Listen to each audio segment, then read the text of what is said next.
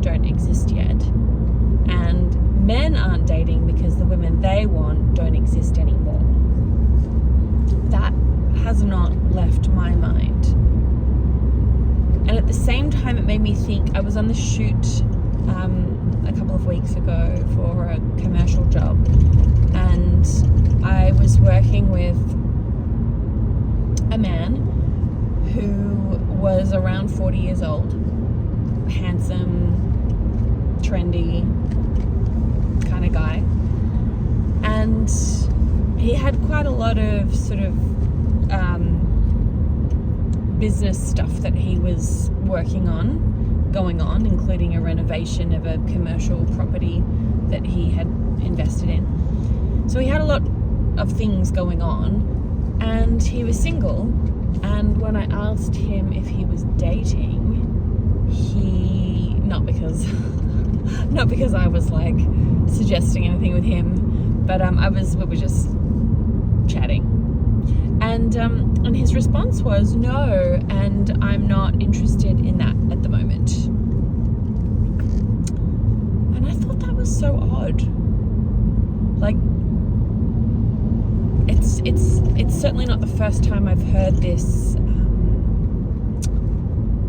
mentality of like, I'm not dating at the moment because I'm not focusing on that right now. It just made me think about how when I was in my 20s, for instance, and even my 30s, it just wasn't sort of the cultural zeitgeist to be selective about when you were and weren't dipping into the dating scene. It was just, it also wasn't like, there wasn't a sort of framework around I'm not ready yet for dating. It was just like you were a human with a sex drive, most likely, because most of us do have a sex drive, and attractions to other humans, and so therefore you wanted connection with someone or multiple people, and so you were out there. And by the way, I had a lot of dating experience before the dating app phenomena, or certainly before they were ubiquitous, and I feel grateful for that.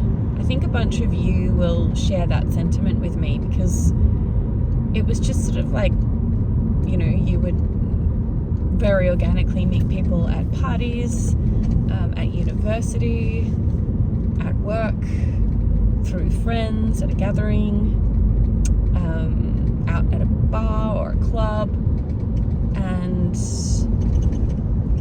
I certainly never felt any anxiety about being able to meet someone. But I also never set parameters, and I don't know, maybe that this was a weakness of mine at the time, I don't know. I never ever thought to set a parameter or a restriction around the timing of meeting someone. I was just, if I met someone, great, then great. If I was attracted to someone and they were attracted to me, great. It just flowed, right? It was just like this, and I felt this was the case for most people around me. I didn't feel that I was at all out on a limb with that approach. Yeah. So it's just really strange to me, this idea of being ready or not for a relationship. Or, I mean, now, jump to me in my early 40s and having like separated from my husband, and there's definitely a different approach, having, you know, had a unsuccessful marriage, I guess you could say. I don't like to frame it like that, because I guess for a period of time it felt successful and it served me for a period of time, and I have 2 beautiful children as a result of that marriage. But you know, in the end it didn't serve me, and I left it, and there's a lot of stuff to unpick from that, and it's been a process. I've spoken about that in a few other videos and posts. So I can understand, like, from my perspective of like needing time to I don't like to use the word heal too lightly because I feel like it got overused, but actually when you go through a major breakup, there is genuine healing that needs to be done. And another way of framing that would be processing and just needing time to do that. You can't rush the healing or processing or both that needs to happen after a serious breakup. However, even then, I haven't and wouldn't put a disciplined parameter around my, timing or ability or permission to meet someone. So I'm not standing in judgment of it. I'm just curious about the emergence of this culture. And then back to that quote that I said at the beginning of this video around, women not dating because the men that they want don't exist yet. And I get that. Like, I actually do get that. What's curious, and I've heard a few fascinating conversations in podcasts around this with regard to gender and dating and mating, and Scott Galloway talks quite a bit about this. I think there was an interesting Diary of a CEO episode with Scott Galloway and that psychologist woman who is also, she works as a strategist and dating expert at Hinge. I've forgotten her name. If someone knows who I'm talking about, she's quite a speaker. She probably published a few books. In fact, that's why she gets interviewed on quite a few podcasts.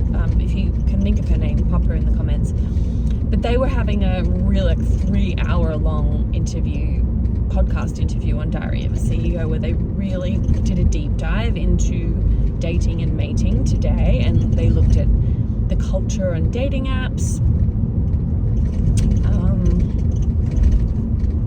They looked at the whole 80-20 incel culture. They touched on that for sure. She had some really interesting data around how most of us have bought into the idea of the Hollywood romance, what the movies have always told us, that we experience these big fireworks, and when we meet the one we just know, and love at first sight, and big feelings and passion.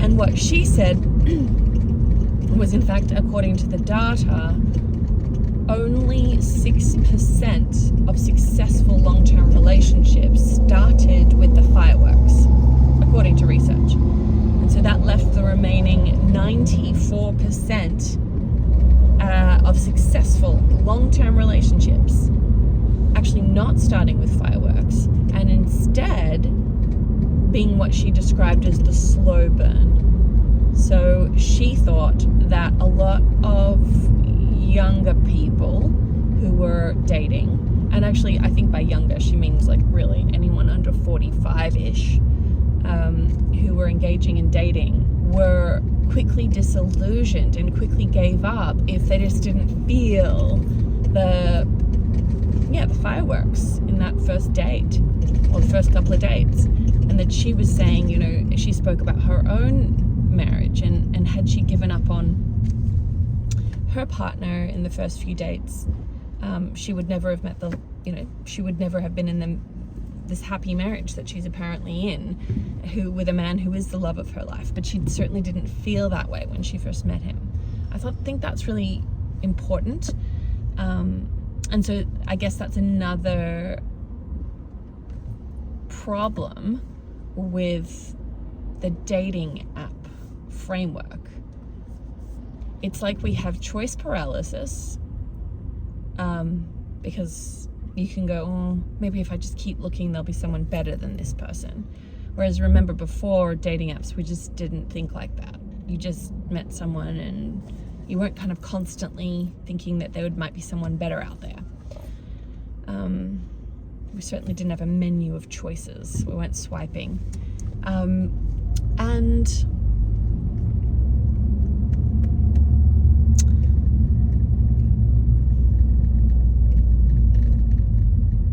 excuse my long pause.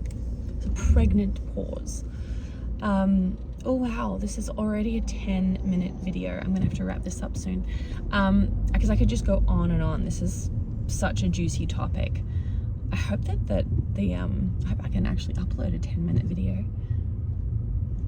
I've never tried. I may have to heavily edit it. That will be annoying. That wasn't the plan.